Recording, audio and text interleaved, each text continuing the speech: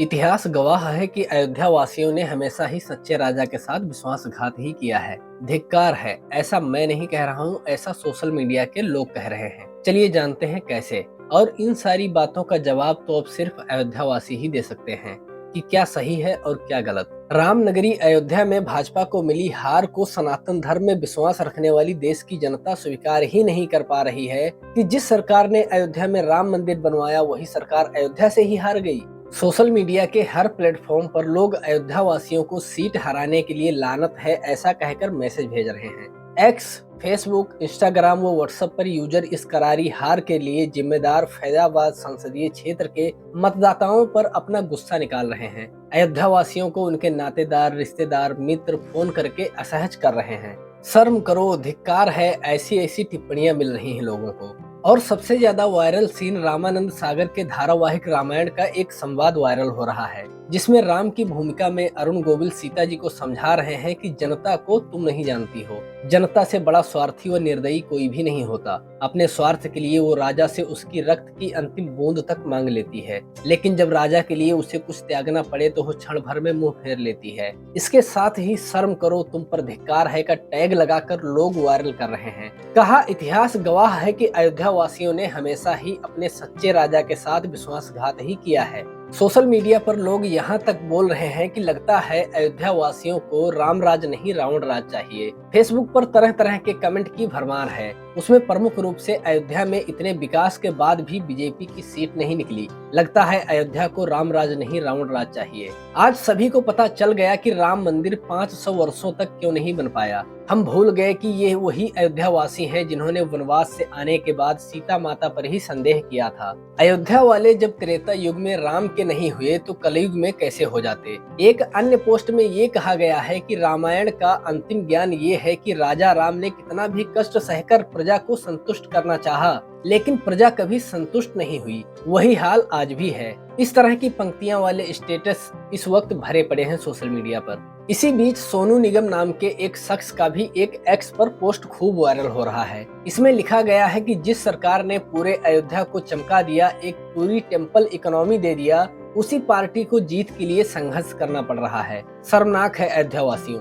हालांकि यह post playback singer Sonu Nigam का नहीं है और श्री हनुमंत निवास अयोध्या के आचार्य मिथिलेश नंदिनी शरण महंत ने कहा है कि अयोध्या के परिणाम को लेकर सद्भाव से ही सही कई आतुर टिप्पणियां आ रही हैं। हमें यह सब सही नहीं लगता। लोकतांत्रिक व्यवस्था में परिणाम अनिश्चित होते हैं। जो अयोध्या श्री राम के वनगमन से नहीं हारी, वह लोकसभा की हार से भी नहीं हारेगी। अयोध्या आपके ज्ञात इतिहास भूगोल से कहीं विराट है, यह बैकुंठ है। पर हाँ, इतना अवश्य है कि अयोध्या के उत्थान के महान उपक्रम में अयोध्या वासियों के सामने जो व्यवहारिक चुनौतियां उभरी हैं, उनको अनसुना किया जाना एक चिंतनीय बिंदु है। सोशल मीडिया पर लोग तरह तरह के पोस्ट कर रहे हैं और अब ये तो अयोध्या वासी ही बता सकते हैं कि बीजेपी अयोध्या से क्यों हारी। और उधर सपा व कांग्रेस से जुड़े समर्थकों ने भाजपाइयों पर तंज भी खूब कसे। एक व्यक्ति ने तो यहाँ तक लिख दिया कि आज भगवान श्री राम जी ने अयोध्या में बता दिया कि तुम हमको नहीं, हम तुमको लाए थे। एक अन्य ने लिखा है कि अधूरा मंदिर बनाकर पूजा पाठ करने का रिजल्ट आ गया।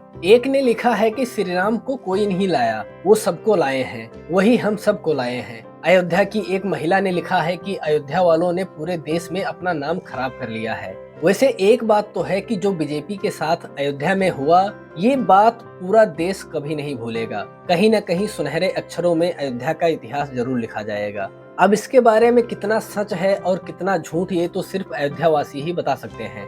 जो कुछ भी लोग सोशल मीडिया पर अयोध्या के लोगों के बारे में पोस्ट कर रहे हैं, मीम्स बना रहे हैं, उन सारी मीम्स का और लोगों की बातों का जवाब तो सिर्फ अब अयोध्या वासी ही दे सकते हैं। वहीं सोशल मीडिया की एक पोस्ट पर तो ये लिखा है कि सीता हरण के बाद प्रभु श्री राम जब रावण की नगरी लंका पर चढ़ाई करने जा रहे थे तो अयोध्या की सेना को लेकर क्यों नहीं गए।